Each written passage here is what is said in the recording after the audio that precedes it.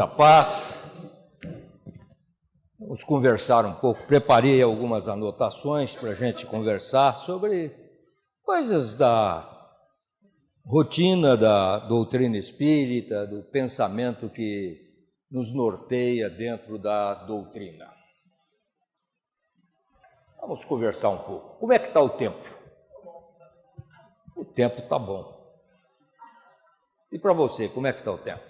Falta chuva, mas melhorou muito hoje. Falta chuva. E qual que é o seu tempo? O tempo dele é hoje, é este momento, uma bela resposta. E quanto tempo tem você? Não precisa responder porque você é eterna, né? Pois bem, percebem que esse termo, ele é ambíguo, né? Há uma ambiguidade muito grande. Podemos utilizá-lo de diferentes formas. Estudando o capítulo 6 do livro Gênesis, que é uma obra de Kardec muito importante, é a obra verdadeiramente científica de Kardec, discute a origem do universo, os corpos que o compõem, a origem do sistema solar, inclusive a origem da vida, né? Tal qual ela surgiu na Terra. E é interessante que esta obra, que veio à luz em 1865, o ano que vem fará 150 anos, ela quase que literalmente nos traz a origem da vida, tal como foi descrita mais de 50 anos depois pelo pesquisador russo Oparin. Não há grandes diferenças. Mas no capítulo 6 de Gênesis, há uma mensagem de Galileu Galilei a respeito de espaço e tempo. Então, descrevendo o que ele fala a respeito de tempo, de espaço inicialmente, ele trata de diferentes definições, e a mais corriqueira delas é aquela que diz que espaço é o que existe entre dois corpos, é a distância que existe entre dois corpos. Mas toda interpretação tem situações interessantes, né? O sofismo diz que onde não há corpo, então não tem espaço. Mas Galileu já afirmava que o espaço é infinito, que o espaço não tem começo e nem fim. E quando ele relata a questão do tempo, ele diz que o tempo tem as mesmas considerações, né? O tempo é o suceder das coisas que são temporárias. E esta medida de tempo ela é muito relativa. Por exemplo, nós podemos dizer que nós vamos nos ocupar aqui desse tempo, nesse espaço, num tempo de 30 minutos para esta conversa nossa. Mas quando se olha o espaço, que é interminável, é infindável, o tempo também é infindável. Então, o tempo é uma questão apenas de uma observação, um suceder das coisas transitórias. Camille Flammarion, depois de desencarnado, era astrônomo e nos traz uma mensagem em que ele observa a história da Terra como se estivesse passando um olhar pelos primórdios do tempo até a Paris do século XXI, segundo as suas próprias palavras. E ele pode voltar ao mesmo momento da sua visão, quantas vezes o desejar. Os filósofos afirmam que, portanto, que o tempo, é como disse o nosso amigo, o tempo dele é o agora. Né? O passado é uma questão de memória. Então ele não existe. Nós não voltamos ao passado de uma forma de tempo, né? Da mesma forma o futuro. O futuro é uma questão de projeção. Ainda não aconteceu. Porém, depende do nosso grau de evolução espiritual para ter uma visão melhor dessas coisas. É claro que aqueles que já estão aí com os cabelos brancos, muitos já perderam os seus cabelos pela cabeça, quando observam o tempo, ao conversar com os jovens, pode narrar-lhes um pouco do tempo futuro, pelas experiências, pelo suceder das coisas transitórias, porque já tem sabedoria suficiente para isto. E há nos evangelhos uma passagem muito interessante que nos relata esta questão da visão futura. É aquela história de que um observador, em cima de uma montanha, observando um transeunte pela estrada, sabe que vai lhe acontecer um assalto mais à frente, porque os assaltantes estão escondidos atrás de árvores. Quem passa pela estrada não sabe o que vai lhe acontecer, mas quem está no topo do morro antevê os acontecimentos. Assim também ocorre com os espíritos mais evoluídos, né? E ocorrem com aqueles mais velhos na questão de fazer algumas observações. Eu fiz algumas anotações a respeito dessas questões e trago para discussão, né? Há um autor chamado Hernani Santana que diz o seguinte: o tempo é matéria-prima que a espiritualidade nos permite para que a gente possa construir o nosso futuro, para que a gente possa lapidar o nosso interior. Esta é uma questão posta a respeito do tempo. E a caminho da luz, Emmanuel nos traz uma mensagem muito bonita dizendo que o tempo como patrimônio divino do espírito renova as inquietações e angústias de cada século, no sentido de aclarar o caminho das experiências humanas. Passam-se as raças, as gerações, as línguas, os povos, as políticas, a ciência e as religiões. E um sopro divino faz um turbilhão nessas questões todas. Passaram-se as gerações de todos os tempos com as suas inquietações e angústias. As guerras ensanguentaram o roteiro dos povos nas suas peregrinações incessantes para o conhecimento superior. Caíram os tronos dos reis, esfacelaram-se as coroas milenares. Os príncipes do mundo voltam numa veste humilde para provar o do próprio remédio e conclamam ainda os ditadores, conclamam os povos da terra para o morticínio e para a destruição. Fui pesquisar um pouco, me atualizar um pouco a respeito dos conflitos que o mundo vive hoje. Existe um índice global da paz, né? Que vocês podem encontrar isso pela internet.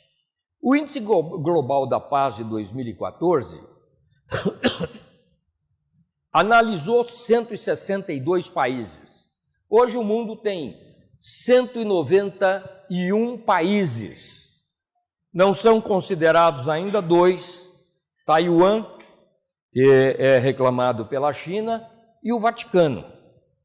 Então, desses 191 países, foram analisados 162. Apenas 11 não estão em estado bélico.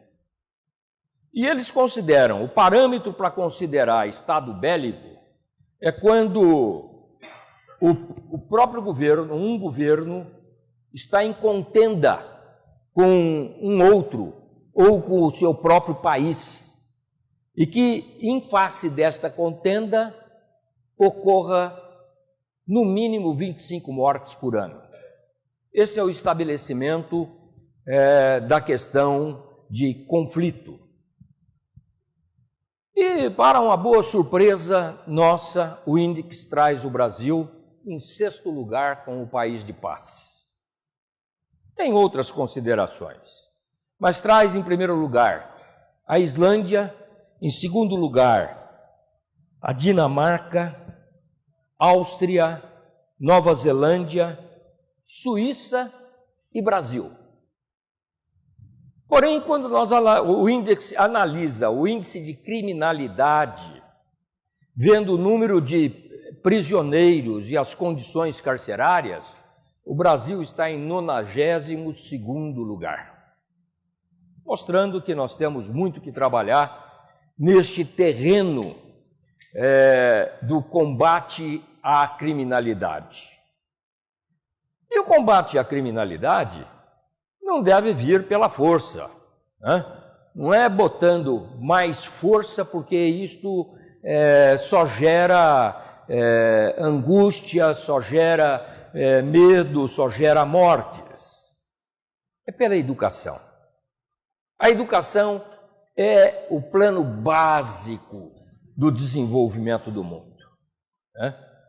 A Agenda 21, que é uma agenda que trata sobre o que devemos fazer para o século XXI, nos trata de um tema chamado, que vocês já ouviram muito, chamado desenvolvimento sustentável. O que é o desenvolvimento sustentável? É quando nós temos o desenvolvimento econômico sem agredir a natureza, preservando os recursos da natureza para as gerações futuras. E um índice que este documento, que foi grafado no Rio em 1992, traz, é que o índice desagregador do desenvolvimento sustentável são as guerras, são os conflitos. Só para você ter uma ideia da gravidade disto, o mundo gastou no último ano 9,8 trilhões de dólares em guerras. É muito dinheiro. É o PIB de uma grande parte do mundo. Isto acabaria com a fome, acabaria com a maior parte dos conflitos. E a indústria bélica fomenta os governos, fomentam as políticas. As políticas norte-americanas, aqui nós somos sustentados politicamente nas políticas pelas empreiteiras, né? Que financiam todos os partidos. Neste terreno da política não existem santos. Todos eles têm os seus pecados. Aqui são as empreiteiras, lá são as indústrias bélicas, porque eles precisam vender e todo dia estão construindo novos artefatos de guerra. A ONU, analisando então esses números, mostra que existem 55 países do mundo que estão trabalhando pela paz, no sentido de diminuir as suas guerras. Não é que eles se encontram em paz, eles estão em discussão de paz. E 111 estão aumentando o seu poderio bélico e aumentando as suas questões de conflito.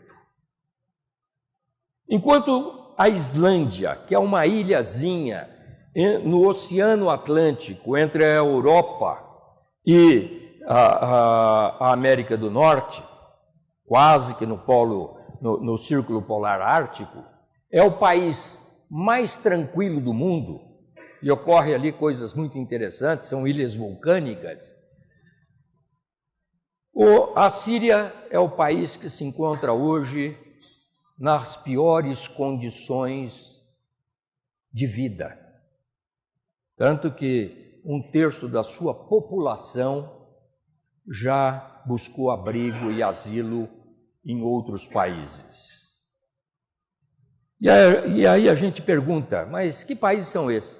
Olha, são 150 países nessas condições. Praticamente todo o Oriente Médio, sudeste da Ásia, grande parte da Europa, porque nós costumamos pensar que a guerra só está no terceiro mundo.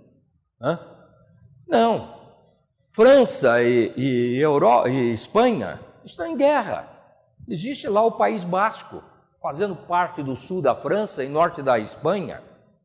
E nessas áreas de conflito, em 85% dessas áreas, onde ocorre terrorismo. E o terrorismo não é o terrorismo da Segunda Guerra Mundial, que derrubavam uma ponte, uma estrada de ferro. Não, hoje procura-se atingir civis, causar impacto.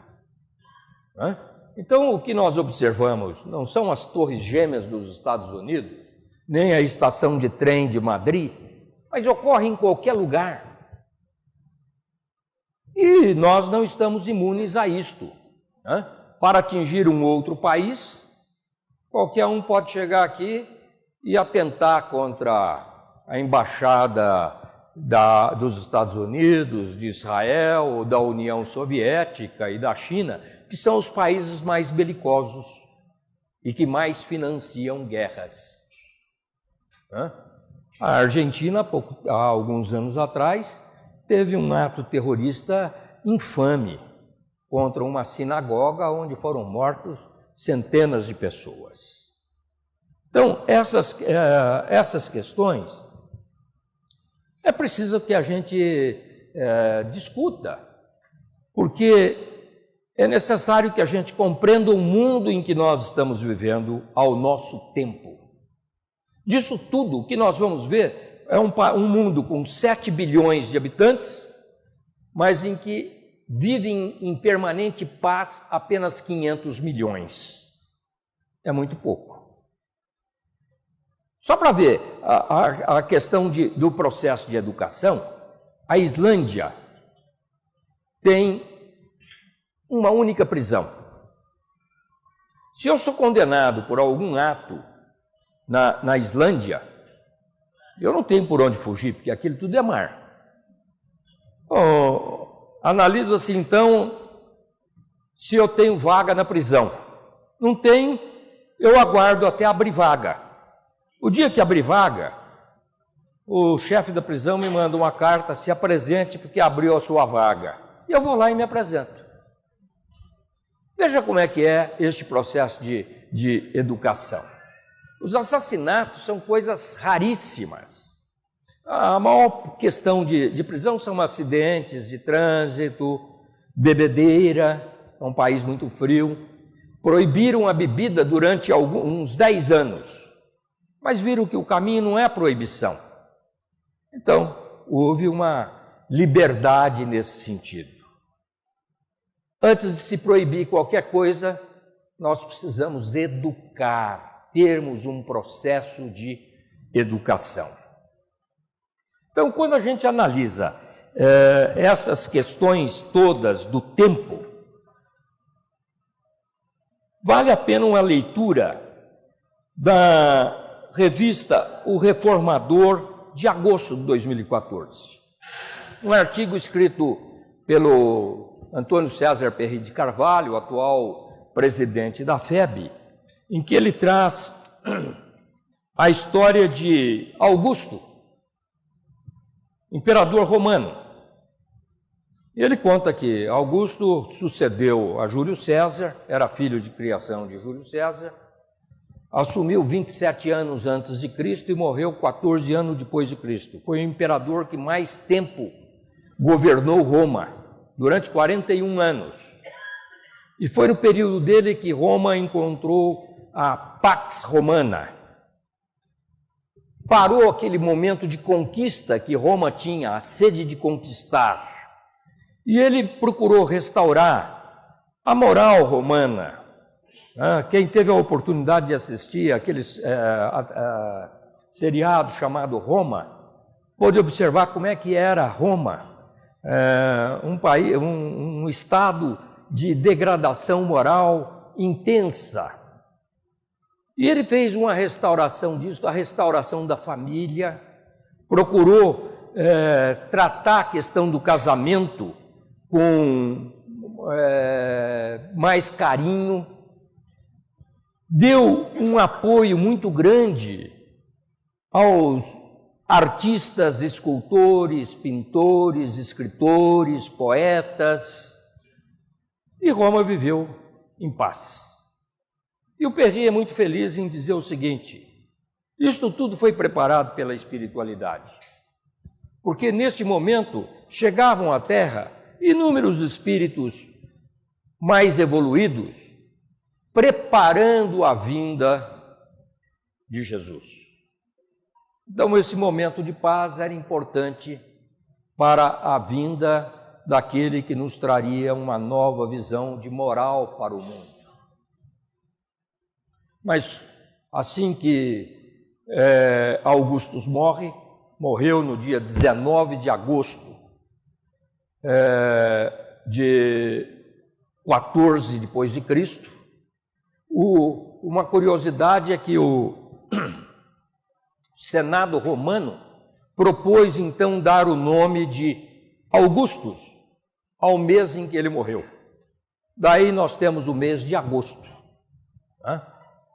Era também chamado século de Augusto, pela paz, pela notoriedade no desenvolvimento das artes, da fraternidade em que ele se dedicou.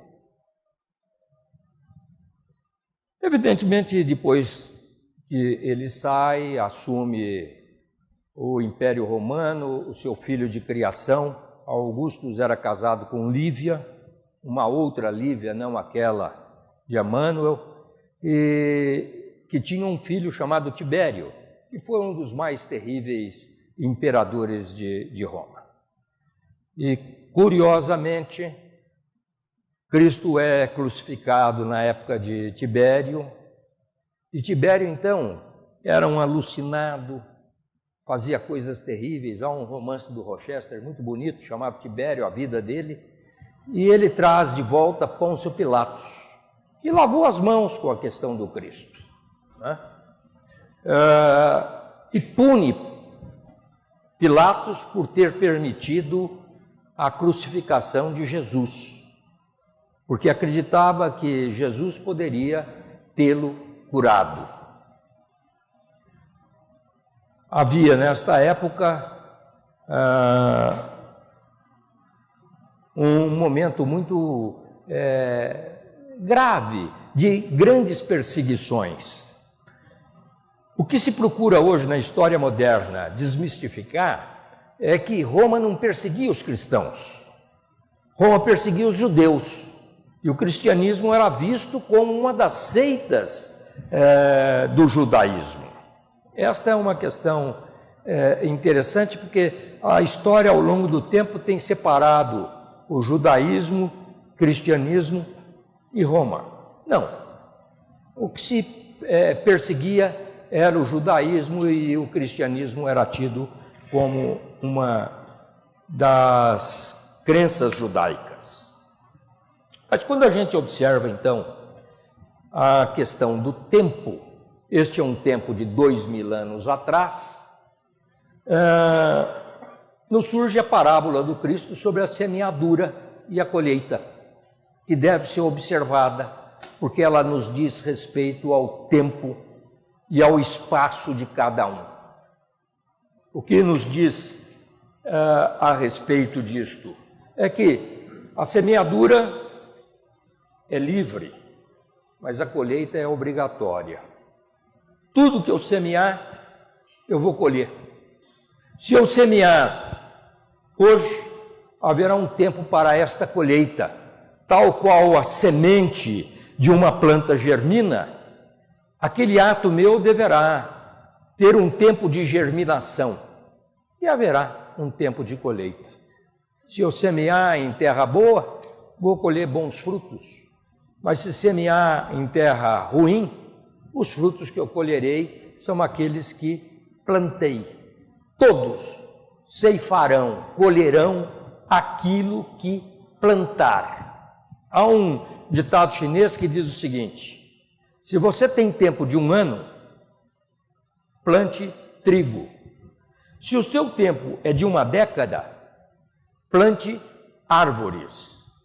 Se o teu tempo é de décadas, plante homens. Plante a fraternidade. É isto também o que prega o cristianismo, né? Colher o que semeou, onde semeou, e às vezes mais do que semeou, porque Jesus nos diz aí numa das suas mensagens que plantamos um grão e deste grão colhemos centenas de grãos. Então nós vamos colher um pouco mais, de forma mais amarga, aquilo que plantarmos hoje de forma equivocada. Emmanuel, analisando a ciência do tempo, em várias obras, ele se dedica à questão do tempo. Em Caminho à Verdade e Vida, ele nos diz assim: nunca te esqueças de aproveitar o tempo na aquisição de luz enquanto é dia, porque quando vier a noite, né, nós sabemos o que o que nos espera. No livro Pão Nosso, ele diz o seguinte: o tempo é o nosso explicador silencioso e te revelará ao coração a bondade infinita do Pai que nos restaura a saúde da alma por intermédio do espinho da desilusão ou do amargoso elixir do sofrimento. E aqui ele está nos dizendo que o sofrer e a dor, quando recebidas com abnegação, são bênçãos divinas, porque nos restauram a saúde espiritual, nos permite rever os erros, renovar os votos dos dias futuros, como dizia Santo Agostinho. Santo Agostinho, ao deitar-se, dizia que revia todos os seus atos durante o dia, para ver se não havia cometido nenhum ato contrário a um dos seus irmãos. E se o houvera feito, no dia seguinte era o dia de reconstruir.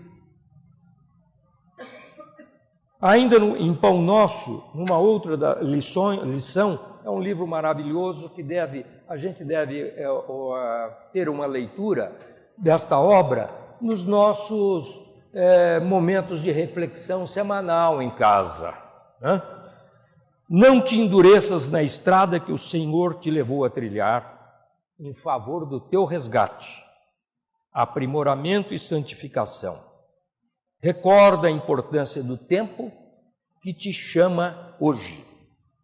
E diz ainda, na revista O Reformador de 1953, num artigo, ele diz assim, que a existência na Terra é um livro que se está escrevendo. Cada dia é uma página, cada hora é uma afirmação da tua personalidade através das pessoas e das situações que te buscam. Em Vinhas do Amor, ao falar do tempo, ele nos diz assim, olha que coisa bonita. Diz o preguiçoso, amanhã eu farei. Exclama o fraco, amanhã terei forças. Assevera o delinquente, amanhã regenero-me. É imperioso reconhecer, porém, que a criatura, adiando o esforço pessoal, não alcançou ainda, em verdade, a noção do tempo real. Quem não aproveita a bênção do dia, vive distante da glória do século. E para encerrar essas anotações do tempo, em Fonte Viva ainda ele diz o seguinte: o tempo, implacável dominador das civilizações e homens, marcha apenas com 60 minutos por hora, mas nunca se detém. Guardemos a lição e caminhamos para adiante com a melhoria de nós mesmos, devagar, mas sempre. E com isso ele está nos afirmando que a evolução, o nosso evoluir espiritual não vai dar um salto. Nós não seremos santos amanhã. A evolução é um gradiente. É como se derramássemos óleo sobre a água. Ela não cai de uma vez e fecha toda a bacia de água. Ele vai assumindo o seu contorno lentamente. Isto é um gradiente. Então nós certamente vamos voltar aqui por N vezes, porque basta olharmos o nosso estado de situação, né? Quando a gente vê um crime, a gente se revolta contra um criminoso. Ler o Diário da Região hoje é constrangedor. Ver situações, uma menina de 13 anos atacada por 4 jovens, né? E fizeram com ela horrores. É matéria de hoje. Quer dizer, o homem ainda, por um momento de prazer, compromete toda a sua existência e promove a dor de uma forma imensurável, que não atingiu apenas aquela menina de 13 anos, atinge também a sua família, seus amigos e toda a sociedade. Um ato insano de 1 minuto. E sabe-se lá em que condições, né? Segundo o relato, obrigaram a beber algo em que ela perdeu os sentidos. Então esse é o mundo que nós vivemos, um mundo cujo esporte predileto é a guerra, é tirar a vida do outro, é em busca do poder, em busca do poder que é efêmero, é passageiro, como as mensagens já nos trouxeram. Os príncipes voltarão, os donos dos poderes voltarão em trajes humildes. Nós que somos espíritas temos uma visão desta questão, né? Não que outras religiões não o tenham, né? Mas todos nós sabemos que voltaremos na condição em que plantarmos, diante da necessidade que teremos para a nossa regeneração, e às vezes em situações extremamente dolorosas. Imaginem passarmos uma existência, que pode ser coisas pequenas, mas na nossa condição, 50, 60 anos internado num hospital psiquiátrico, atormentado durante todo esse tempo. Não perde a noção do que foi, porque é atormentado exatamente por isto. Perde a noção do que é. Em Obras Póstumas, Kardec nos traz uma mensagem bonita, quando ele pede ao Espírito a verdade, se haveria condições de ter a manifestação de um espírito encarnado. E Kardec, o Espírito da Verdade, sim, pode se preparar e fazer este chamamento. E ele chama um espírito de Charles, não dá o nome completo, que era um deficiente mental que andava pelas ruas de Paris. E esse deficiente narra a sua situação, que era um sujeito fofoqueiro na corte de Luís XV, e que vivia transitando no poder em situações de fofoca. Não se fala esse termo, mas o contexto é mais ou menos este. E que ele hoje, encarnado, tinha deficiências físicas, neurológicas, provavelmente, que o impediam de fazer as manifestações corretas, né? Então ele tinha consciência plena do que acontecia, mas não tinha condições de respondê-la. Isto é, para o espírito, uma prova muito difícil, porque ele está vendo o ocorrido, mas não pode controlar. São essas as bênçãos que a espiritualidade maior nos traz, nos dando a cada um a oportunidade da regeneração. Como temos livre-arbítrio, nós o faremos da forma que quisermos e como quisermos. Nada vem imposto. Depende unicamente da nossa vontade. E eu quero encerrar com um poema que aprendi aqui com uma palestrante mineira e fui em busca do poema porque eu achei muito bonito, que é o Soneto do Tempo, é de um poeta chamado Laurindo Rebelo. Ele faz um jogo de palavras muito interessante, muito bonito, e se aplica àquele que não usou bem o seu tempo e que conclama o outro a fazê-lo. Diz o poema: Deus pede estrita conta do meu tempo. É forçoso do tempo já dar conta. Mas como dar sem tempo tanta conta, eu que gastei sem conta tanto tempo? Para ter minha conta feita a tempo, dado-me foi bem tempo e não foi conta. Não quis, sobrando tempo, fazer conta. Quero hoje fazer conta e falta tempo. Ó vós que tendes tempo sem ter conta, não gasteis esse tempo em passatempo. Cuidai, enquanto é tempo, em fazer conta. Desculpem.